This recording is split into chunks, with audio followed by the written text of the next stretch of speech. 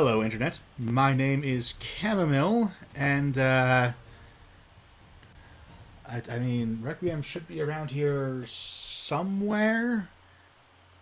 Which... Nah, hang on. Hey! Yeah, you! Lady with the auburn hair, the pointy ears. Do you want to do a podcast? Yeah, over here. Let's do a podcast. Yeah, okay, awesome. Hello. What's your Hello! name? Oh, I'm Chamomile. What's yours? I'm your best friend. You don't look like Requiem. What sort of mortal game are you playing? Oh, we are playing Pathfinder Kingmaker, the video game adaptation by Owlcat Games. We do not have room for Amiri to attack this person. That should be fine. You're going to make somebody a king or a queen, perhaps? We are. We have this little hero here named Selwyn, who we are going to make into a queen. Oh, that's good. People named Sullivan deserve to be queens. That's kind of weirdly specific. Hold on a moment. I'm going to make you something.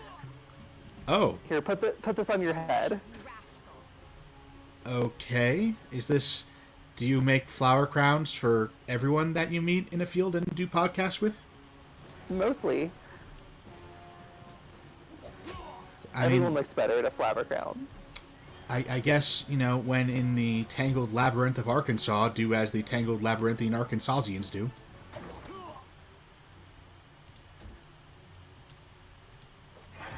Yeah. Also, we are in a different room from where we left off on the last episode, but don't worry, you didn't miss anything. We just went inside and started killing this guy. I opened up his little door here, and he just immediately tried to kill me, which was quite unneighborly of him. Yeah, that was apparently the Stag Lord's father. Apparently, you said you're not sure if he features in the tabletop or not? I do not recall him at all, but it does occur to me that he may have been put in here as like a potential explanation for who the Stag Lord was after he's dead, and I just decided this setup is on the wrong side of its payoff. It doesn't matter anymore. I'm not even going to bother. I don't remember anything like that happening, but it seems like something Paizo would do, and it seems like something I would do. So... Because, yeah, I went with the... You know, I followed up the fight with the Stag Lord with a tease of Narissa, the ultimate villain. Which I think is better, but hold on. I'll ask the flowers what happened. The flowers play a lot of RPGs. Sorry, for no reason. Your first name isn't Mother, is it? It's not. Okay, good. This should be fine then.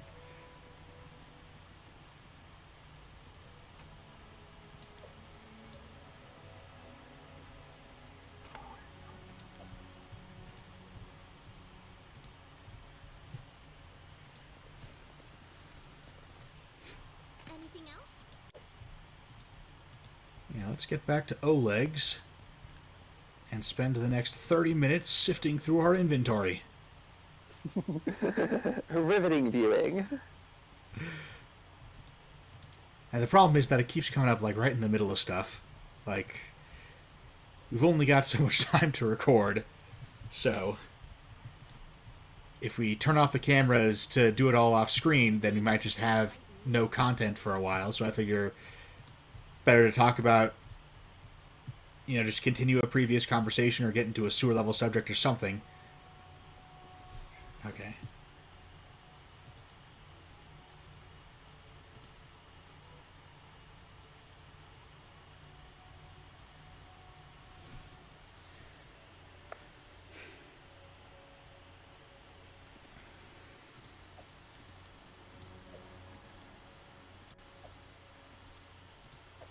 And, as per tradition, I now have to drop like 600 pounds of gear with no option to drop multiple things at once.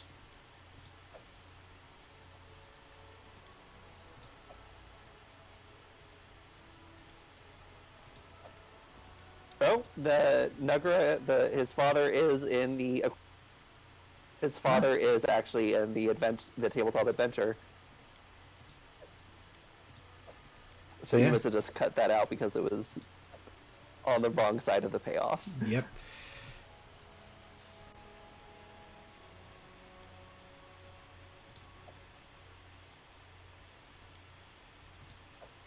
Yeah, once the villain has already been defeated, who cares what his backstory is? Like, I absolutely endorse having villains with backstories, provided that they're relevant, provided that you learn about them before they are confronted. Well, there's no way to interact with this. Yeah. Like, I'm not gonna ask the flowers for the entire explanation, but like, in the game we got those little ghost visions, which that I can't imagine was actually in the tabletop. It was not. Yeah, so there's no way for you to get this information, which is a perpetual problem with Pathfinder, is they give the villains, or all their NPCs, to give them these complicated backstories that the likelihood of the players ever interacting with in any way is essentially zero. Arrest is in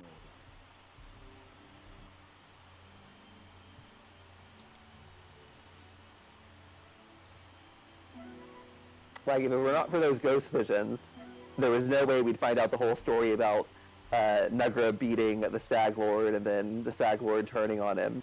Like, we would have just, as written, we just go to the fort, fight them, and we never find anything out about them. Yep. It's wasted words, essentially. Yeah, and it is...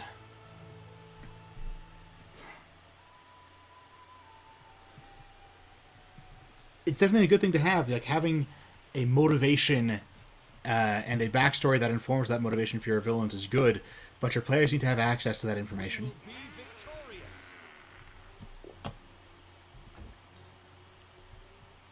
You deserved it. We won't falter. I wonder if we have enough money for another twink. We might. We've definitely got a whole lot of loot. Stand down.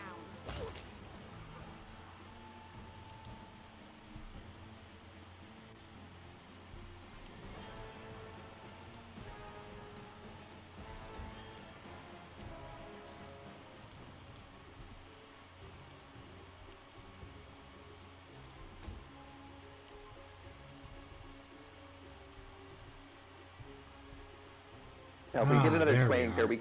are we cutting Lindsay or?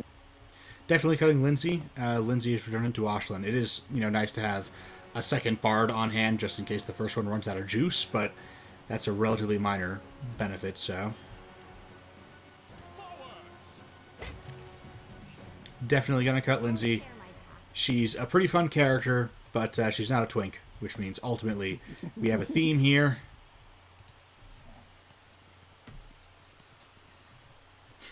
So yeah, we're gonna replace her with some kind of fire-themed person. Can we carry all this? We can carry all this.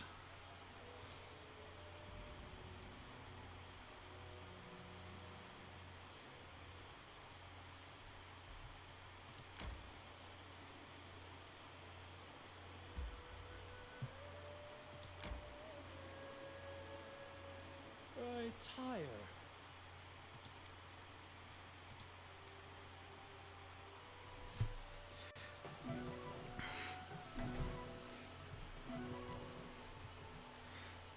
So, you mentioned last time, and I wanted to spend what time we had left in the episode, it was only like 10 minutes anyway, to finish out the current topic, but we did mention last time the possibility of talking about Fae in Pathfinder. Yes, that's a Rest is in order. hole. Did we just rest? Yeah, I mean, whenever we're... So here's what we got so far. Today, Amiri killed 10 kobolds, a troll, a hodog, and more goblins than the fingers on two hands can count. You know, I don't think our readers are going to believe all this. But it's the truth. I can cut them all down easy. You just need to find them.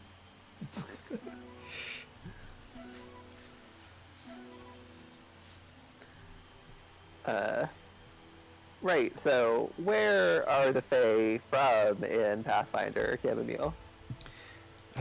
They are from, and I swear I'm not making this up, the first world. Oh, so they're all Americans. I wouldn't say that. I'm pretty sure we can safely say that it's mainly French and Germans living in the first world right now. That's fair. Yeah, like I don't understand how you arrive at the first world as the name for your fantasy location. Like, it's not like that's a term that has fallen out of use. Right. Like, people still make first world problem jokes. We still talk about the first world versus the third world all the time.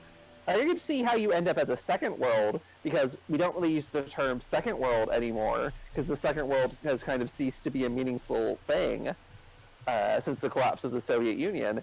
But how did you end up at the first world?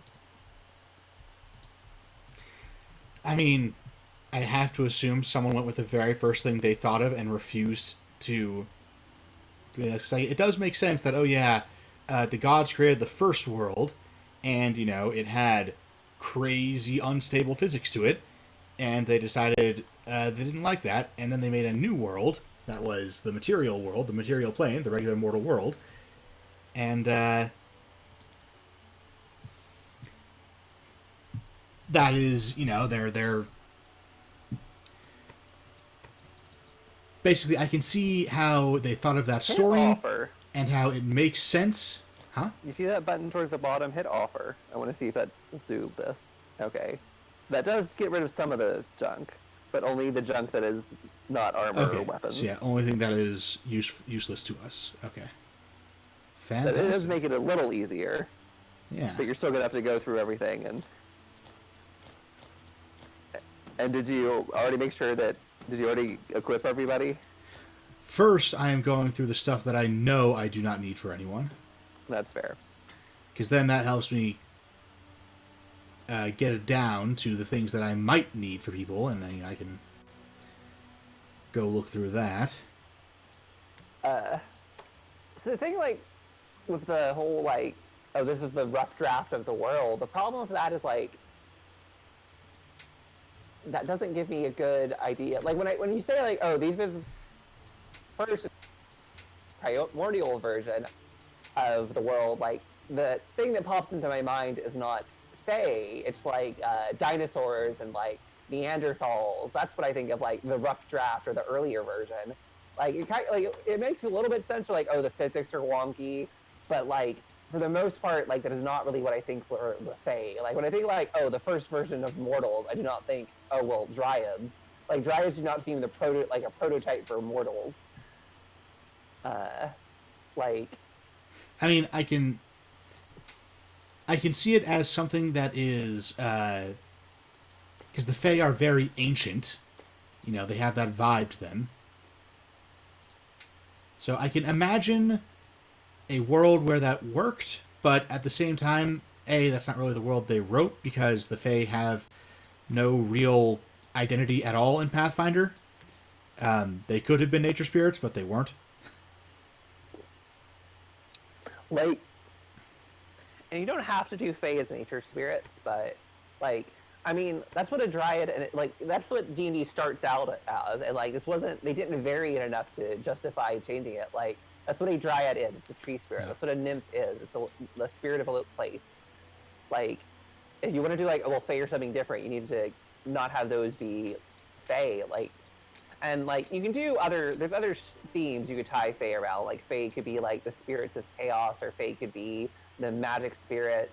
They could potentially be, like, a pre-mortal race. Like, there's something to do with that, with, like, the She, but, like, it's not, they didn't tie it together in Pathfinder at all. Like, you're just kind of a hodgepodge, and for the most part, they're basically just nature spirits, to the point that when their freelancers write about them, they write about them as if they're nature spirits, because, like, what is a Rusalka? How is a Rusalka a proto-mortal? Like, it's like, it's a spirit of it sort of represents a fear of drowning in rivers. Like it could be an undead, like it could be a girl who drowned in a river and now she drowns people, or it could be like a spirit of a dangerous river. But it doesn't come off as like, okay, that's a proto-mortal.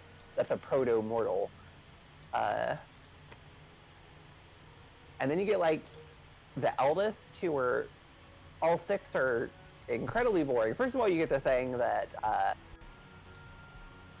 none of them are good aligned, which the designers have been like, well, if you read the folklore, like a lot of times the Fae are bad. It's like, okay, yeah, a lot of times the Fae are bad, but first of all, you frequently can't tell. Second of all, there are good Fae. Like, it's an either or. They're like mortals in that sometimes they're bad, sometimes they're good. It's not like they're mostly evil, which is what right. And Pathfinder does this a lot, where they want to make things evil that don't need, like, really you don't need to just have alignment at all. Like, you can have you have dryads and just like not have a set alignment for them. It's like sometimes you run into a dryad and she wants to talk to you, sometimes she wants to just defend her forest, sometimes she wants to like trap you and just like kill you. Like, you don't have to have a set, like a dryad can be just anything. Like, don't need to have a set alignment.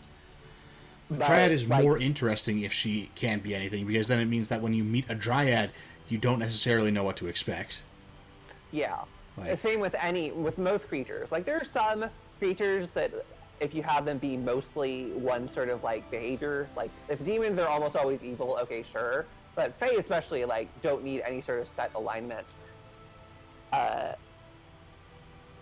But like, it's like, okay, there are Fae that are bad and malicious, but there are plenty that are helpful, and players are going to want to have a Fae patron. And also, like, there's very obviously the nature spirits that's missing in the Pathfinder universe that doesn't get filled. Like,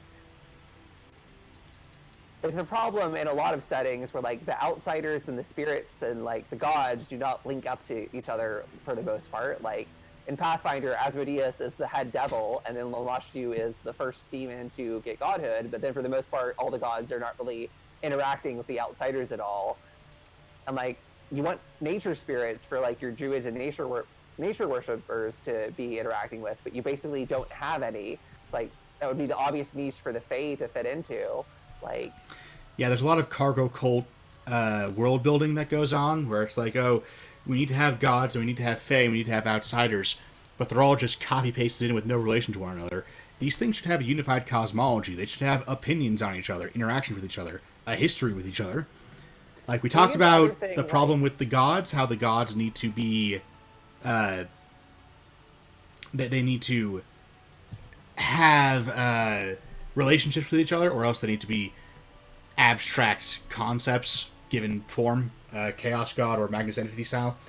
But you can also do the Olympian gods, that's fine. Perfectly acceptable way to do your gods. And this is that same problem on a larger scale. Well, and on the topic of Fae and nature worship, as it is written in Golarion, it does not make sense. Golarion is explicitly a created world by gods. Why would you just worship their creation? Like, and like historically, nature worshippers have been like, you know, they've worshipped nature personified in the form of gods. Like, this is one of the things where, like, having such a specific, like, this is how the world was created is kind of a mistake. Like, if there was some question about how the world came into being, or if, like, the gods were closer to the Olympian gods, who frequently not sort of are byproducts of the creation of the world, like, that would make a little more sense for nature worship to be a thing. But it's like if I worshipped my house, it doesn't make sense. Like, it's completely the world in Golarion is just a creation of the gods. Like, they're the ones who have jurisdiction over it. Why would you just worship? Like, if there's some question about the gods, then maybe you worship nature. But like, and like historically, like, actual nature worshippers for the most part have been polytheists who worship nature personified in the form of gods. Like, Shintoism is nature worship, and they have a set of gods. Yeah. The Celts may or may not have been nature worshippers. We're not entirely sure. People are going to get mad at me, but there's ambiguity about this. if you read like what Caesar says, he seems to think that he talks about the blades, but we don't know. We don't have anything actually written by a Celtic polytheist at the time. But like they may have been nature worshippers. I think there's definitely an argument to be made for that. But they worship nature in the gods. Like.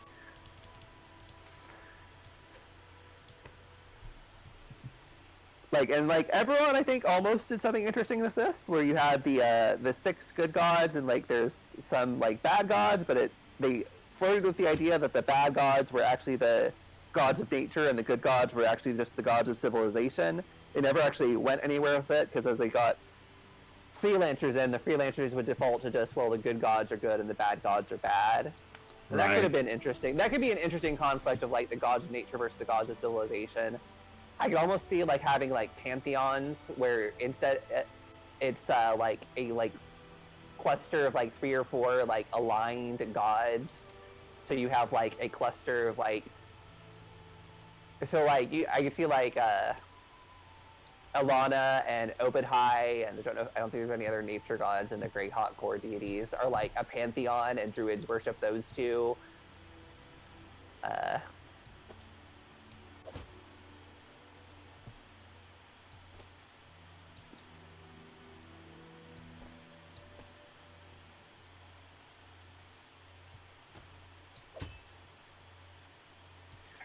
But then you have like the more like if you went the Abrahamic pantheon, the more Abrahamic type, you've got the people who worship a pantheon of Hieronis and Pelor and Bahamut, stuff like that, and like culture. So cultures who are more aligned with nature follow the nature pantheon, which is like 3 or 4 nature deities, and then more city aligned, they follow like a city pantheon. You get a more good aligned, they follow the good pantheon. Each pantheon's a set of like a couple deities, not a couple, like 3 or 4, and maybe like it's implied there might be more, but these are the like interesting ones that are going to go into a little bit more into detail on. And generally speaking, you simply do not need more than 5 or 6 gods in any given set. It stops being useful to have more. It starts just getting very hard to keep track of. Yeah. So if you go with 12, you could have each pantheon be a set of 3, which gives you 4 pantheons. So you have 3 sets of these alliances. So you could have. It's 12-ish. So I do think you could have some that are 2, like a specific pair. You could have some where they have 4 or even 5. Like, I think it'd be fine to, it's if you end up with 11 gods or 13 or whatever, that's not a huge deal. But, yeah.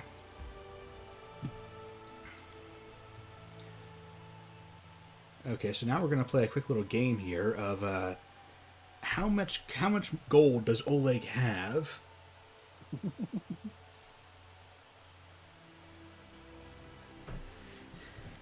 It is merchants with limited gold supplies are generally not very much fun. Like, it is better to just abstract it away and let them have just ludicrous amounts of gold on hand. I think Oleg has infinite. So, and that is the right thing to do with this, but it is going to be kind of funny, just to. Like, it's not a criticism, but it is hilarious. Because then, you have, because in Galarian they wanted to get away from, having, racial deities, but then, it ended up with weird situations. The Kyonin is a pretty standard elf civilization, but then you've got the main elf goddess is Calistria, who does not seem to reflect Kyonin at all.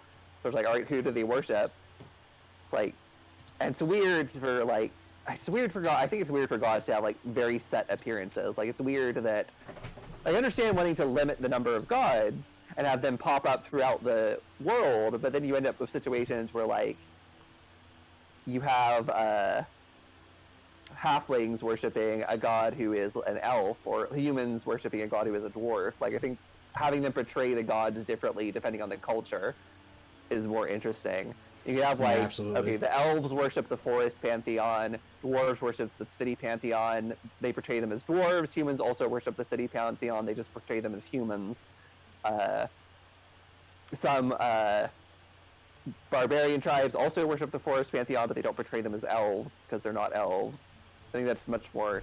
Don't sell the go up on your. Don't sell those ones with the gold background because you can get a lot of money for them. Yeah, it has a little hint about that, so I've been hanging on to them. Uh, I think the coins also are you can sell later. The recipes you can just read. You right click and then you add the recipe to not in this screen apparently, but Yeah, in your okay, normal so inventory screen. 15,000 gold, which, bearing in mind that 1 gold has, if you actually look at the price of things in the equipment section chapter, the price of like meals and lodging and cost of living and stuff like that, 1 copper is loosely equivalent in buying power to $1. So 1 gold is loosely equivalent to $100, which means that 15,000 gold. $150,000. That would be times 10. This is times 100. This is $1.5 million. He has it.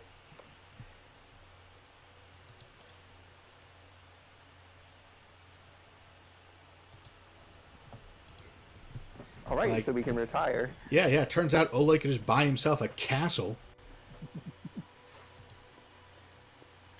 Oh, do we have enough money for a twink? I believe. We do. Yep. Yeah, no. The price on Twinks is up to We might have enough for $800,000. two. We have 2. We have enough for 2. We do indeed. Okay, I'm just gonna let the Alright. portraits load in for a bit. We're gonna have to figure out something to do about inventory management eventually. It's again, the problem is that it comes up in the middle of stuff. So, I can't do it on like a different day from the day we record.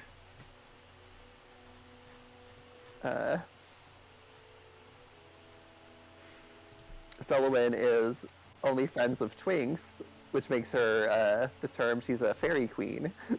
Yes. I do love that term. It needs to catch on. This is, I believe, the only twink we have left. Is he not wearing pants? He sure doesn't look like it. All right, I approve. Is that? Nah. Oh, that could be that guy. That could be Blevin, potentially. Yeah, we could make him the barbarian. So we can have Wildheart, who was the salamander, be Kineticus. Alright, so yeah, we'll have this guy be Wildheart. We want him to be a tiefling or an ASMR.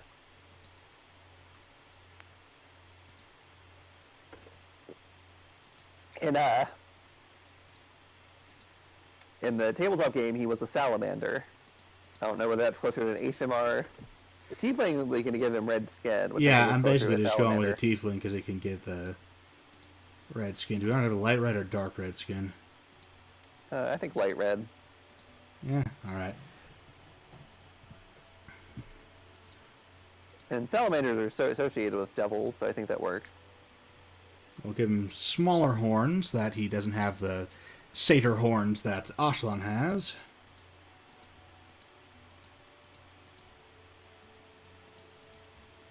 I just stick with the default hair color, I think.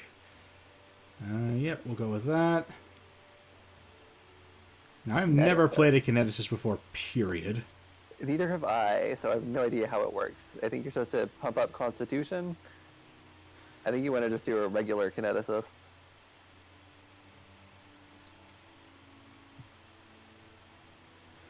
So we're putting up Constitution, then be a foul spawn. Hellspawn. Hellspawn, classic.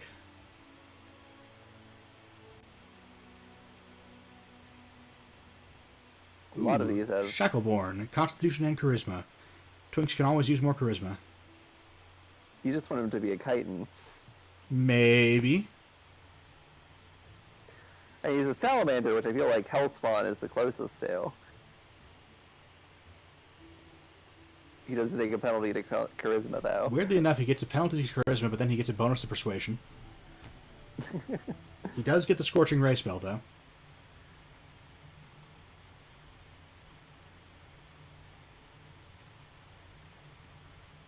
And if we make him a sorcerer, but I mean, I don't want to back out and make him a sorcerer. He's all right. Make him a hellspawn for the.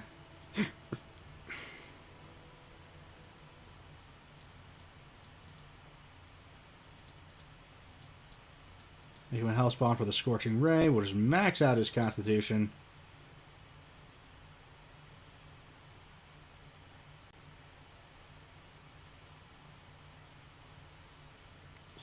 Shall I ask the flowers for a kineticist build?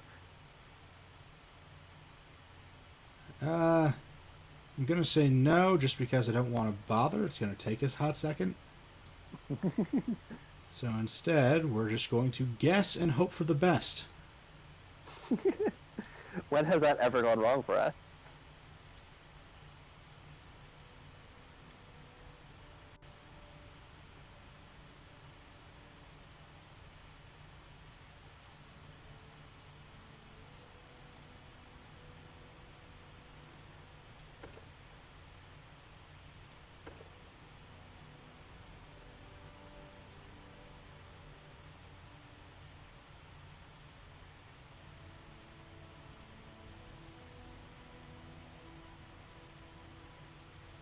Fan of flames.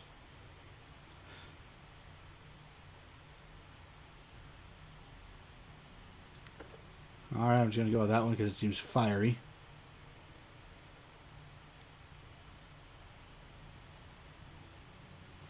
I'll take care of it. So many thoughts, so little time. Let us press on. The Madman is very obviously trying to be the Joker. My skills exceed yours. I am superior! And it's definitely aggressive, but I feel like it's also kind of like really arrogant, which I didn't even break a sweat. I don't think that works so well for the aggressive thing. Aggressive should be more bloodthirsty than proud, I feel like. I sense something. Like, especially if you're doing the whole Wounds pile on. screaming barbarian thing. I'll need to review this spell later. This will hurt. A solid plan. I won't give up. This will hurt. I had like a very small grasp on this guy's name. I've already forgotten his name. What are we calling him? Wildheart. Wildheart? Okay. I barely remember this character. I guess I'm going to make him neutral. He didn't get a lot of development. He was we decided he was part of the summer court coterie that showed up and just decided to hang out with Selwyn more. He didn't get developed a lot. He did get used in battle because he was pretty good. Defeat is not an option. And Selwyn got a hold of a lot of giant summoning. You could summon him as a giant twink, which there was a discussion of whether that made him a twunk or not. Like, he still has the same body type, but he's also like 12 feet tall. So that's Ashlan. Someone else would make better use of this. Yeah, that's Kiernan. Prince in Grey is just silent. Forwards! Our time has come. The summer court's all about passion. We cannot be defeated. Let's hear you cry. Adventures await. You're done for. That sounds like it's doing a Sean Connery accent. Yeah, I'm going to call him chaotic neutral, and I'm going to say that is good enough. All right. Now, with Flevin, do we want him to be barbarian or druid? Because Okay. druid, he can do the wild shape. I mean, I'm going to say barbarian because Amiri has been doing work for us, and so I'm just going to copy her build as much as I can. All right. I'm just going to level this guy up 4 times.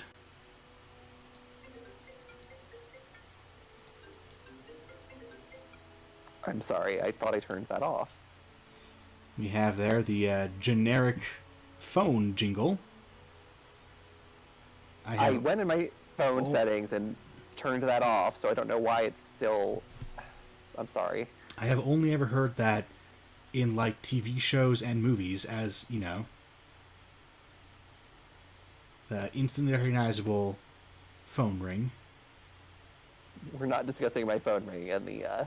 You're cutting this.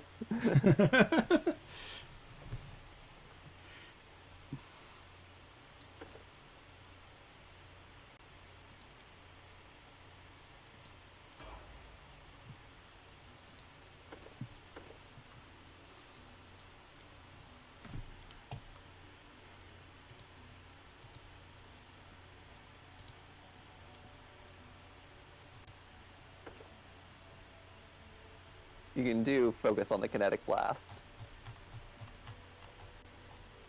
Ah, there we are. Okay.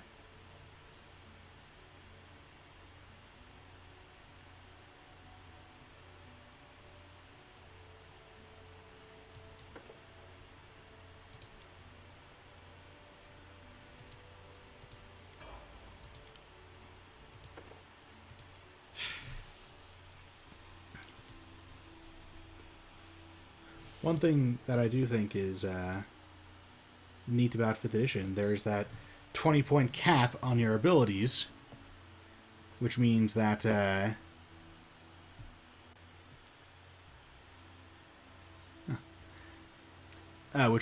cannot. At some point, you have to start branching out.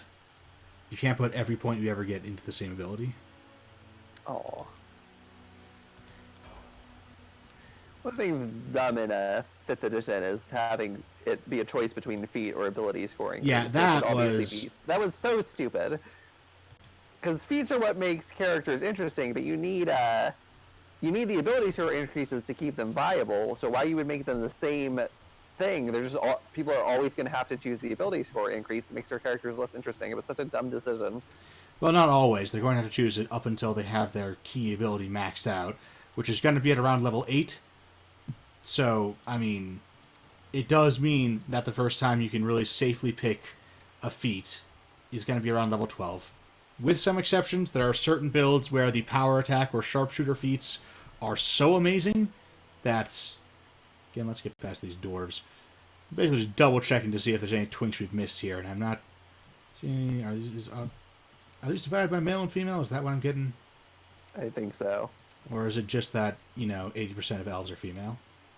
Because that would be fair, but... That guy is those are both kind of twinky, but... And there's a lot of twinkie elves, I imagine. Elves default to twink. That one to the left, What, that guy? that could almost be... But if we went full on twink, the one that we pointed at earlier is with the hair. I mean, this guy's not good for a barbarian at all, but he is pretty ethereal looking with those eyes. I kind of like him. Yeah, I'm not a fan. If we went full on twink, this guy, it's hard to tell from behind, but he looks pretty twinky. And we do have a theme here that we want to stick to, so... Twink. Yeah, I'm gonna say we're going with him, unless we can find someone better down here. Trying to scroll ahead, get into... I don't even know what race we're in right now, but I want to get to the males of them. Humans, I think they're called. I'm not positive.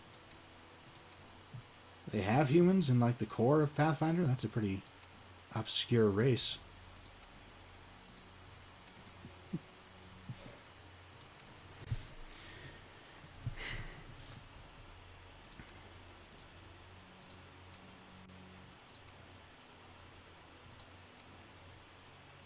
Yeah, I do think one house rule that I'd recommend to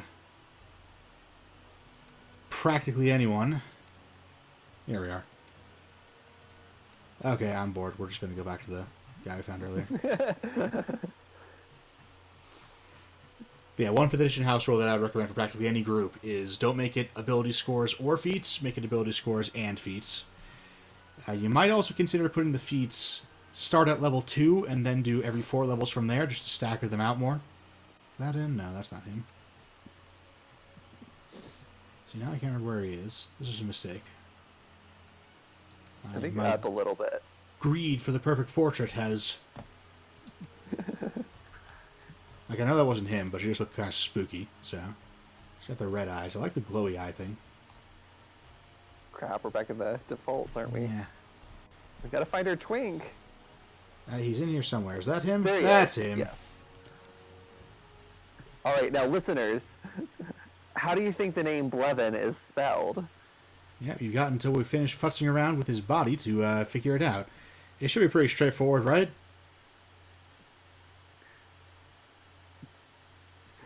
Now race. I'm almost thinking human. I'm trying to figure out... I don't think I can get a, you know, shadow black, tar black looking kind of skin color on any of these.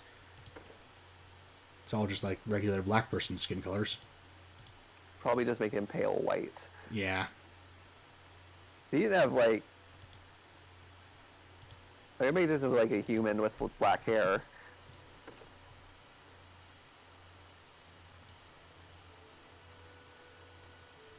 Give him the twink body type.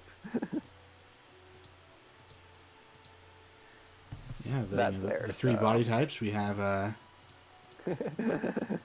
on. Hunk, There we bear, go. Hunk, twink. bear, twink. There we go.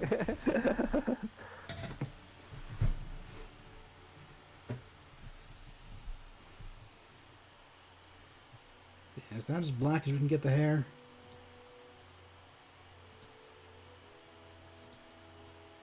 Yeah, close enough.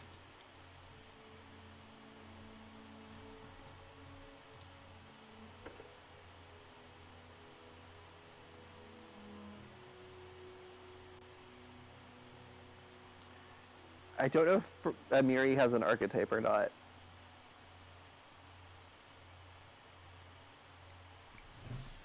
I'm glad that Armored Hulk is an option. We're clearly not taking it, but like I like that it exists. Yeah, he might be able to go shirtless in the default barbarian armor. Yes! Finally! Of course, he can wear up to medium armor, so we are probably throwing like a chain shirt on him immediately. But Aww. I understand that, like, Conan wears armor, and that, like... I think is Conan wears armor when it's available. He is iconically very lightly armored because he often cannot, like... He's a barbarian, he doesn't have a supply chain, right? So whenever his armor gets jacked up, that's it. He chucks it, and he no longer has armor until he's able to get more, which could be months or years. Like... So there's plenty of stories where he's wearing, you know, like the iconic leather diaper or whatever. Like, if I'm playing a barbarian, I should be able to go shirtless. Like, Yeah, and that's the thing, is that if you want to play Conan, then that's part of what you want to be, is to, you know, be the shirtless barbarian. And so it's true that in the Conan stories, that was a result of pure circumstance, but in a tabletop RPG where everyone has different characters with different aesthetics, one of those aesthetics is, you know, the barbarian warrior who's under-armored and fighting with whatever is at hand.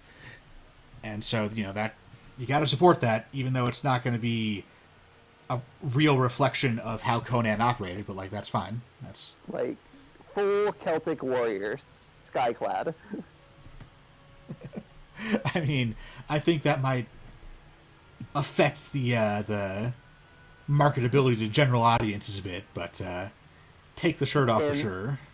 I mean, in the Dungeons and Twinks game that we're developing, it's going to be an option, right? If the name of the game is Dungeons and Twinks, it damn well better be. Hang on.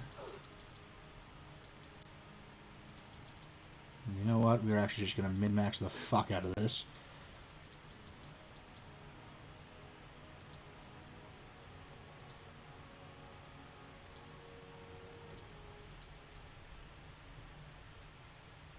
And then you can pick which score he gets a racial bonus to, because he's a human. Oh, yeah. So we could get his strength up to 20 if we wanted to. I don't know if we want to or not. I don't think we need to go that high. 19 should be enough. I do also want to make sure that he's going to be decent dex and con, so... That is fair. Oh yeah, and I gotta...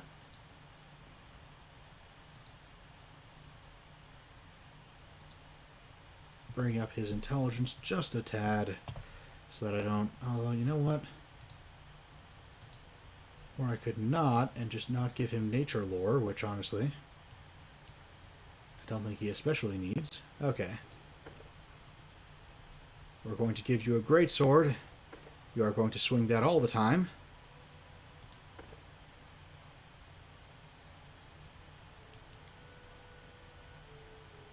I lead, you follow. Spell's not working like that.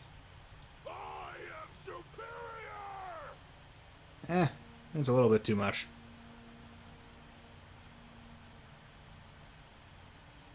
I mean, he is a shadow guy. Do we just want to have him be quiet? Yeah, that's fair. Strong, He was silent type. strong silent type. I was going to call this one chaotic neutral. He's still a phase. So, viewer, now is your final chance to enter in your guess. How do you think Blevin is spelled? I'll give you a hint. There's no V. So if I'm remembering this correctly, I believe I got that Yep. right. Yep. Okay. Yep. There's a couple variations, and we'll go with the one of the Y since we're in a fantasy setting. Sounds good.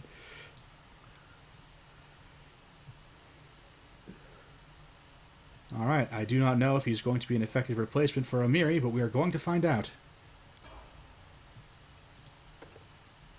Oh yeah, now you have to level him up 18 times. This is riveting viewing, I'm sure.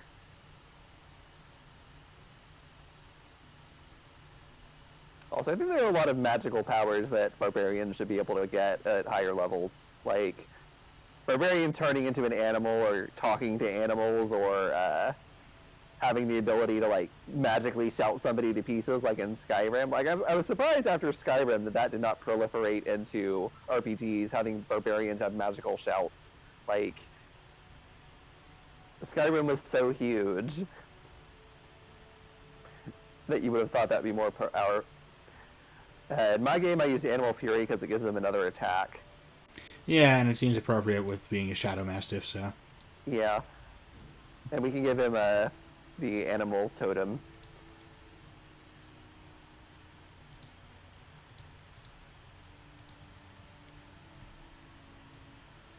Why Probably would we not want- point blank shot. Yeah. They make some weird recommendations.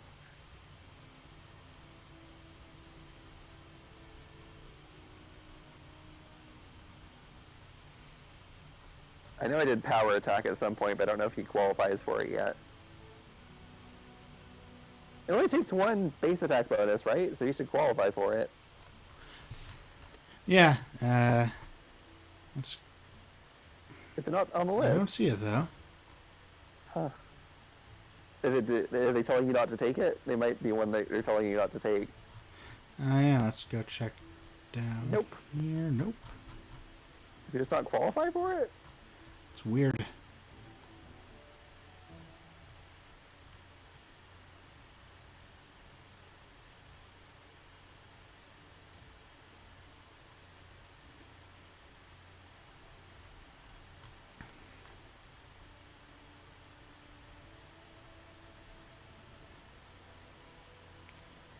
Well, I'm leaning towards armor focus.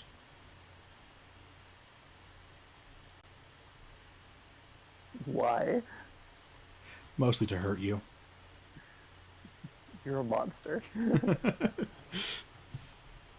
Um...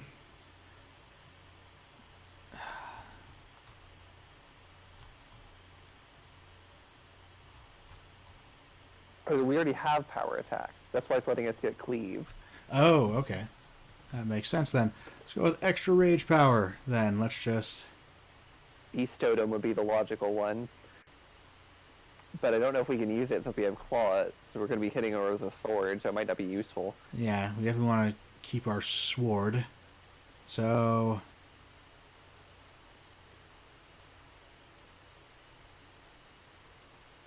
Lethal Stance is just broadly useful. We'll go with that one. Hang on, do I have 2 lethal stances? How does that work? I'm not sure. Whatever. I don't care enough to fix it. Nope. I mean, Barbarian is a fun idea, but it's not really Blevin. We're keeping this simple. They did introduce that as one of their hybrid classes, the Scald. It's a good idea for a hybrid class, like.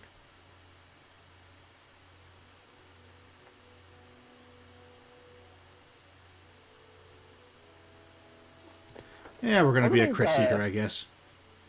I also think that barbarians should get to have animal companions. Like, you shouldn't have to get that. Should be like a integrated into the class that a barbarian can just get an animal class.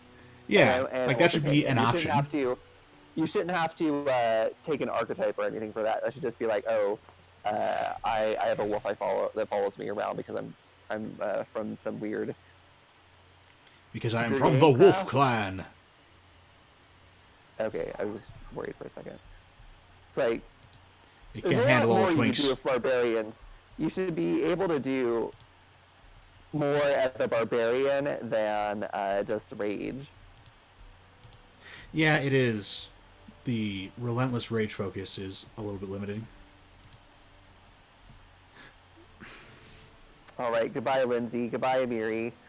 We do have to say one final farewell to them out on the main screen, where we are going to strip them of their valuables.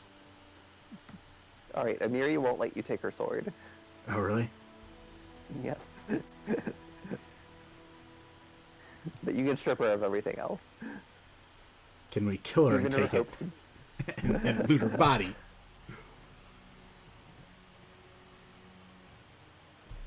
You can equip different swords on her, but she always has to have the sword in her inventory. Strongly considering having a clickbait title about stripping Amiri.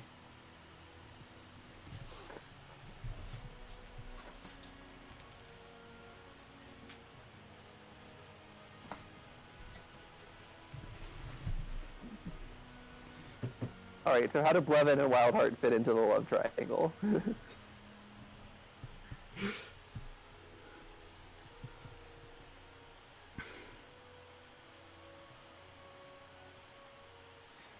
Becomes like a...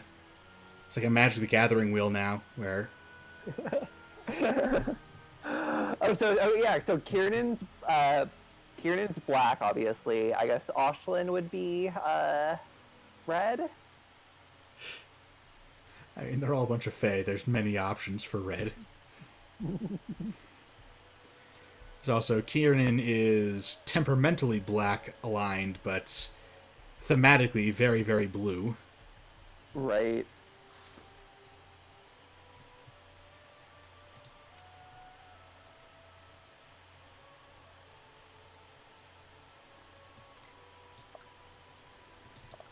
Ah. Can't steal that from her. Try to take her sword. Which is as soon as I finish taking all of her magic items.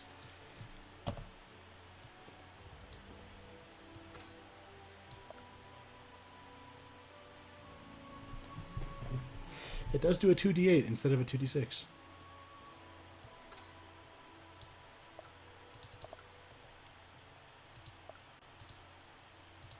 When I did it, she got actually mad.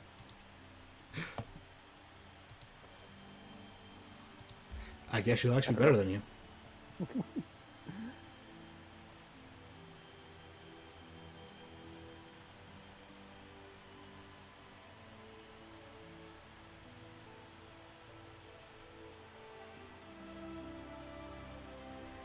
So, the party is now twinked out. Yeah, we're invincible.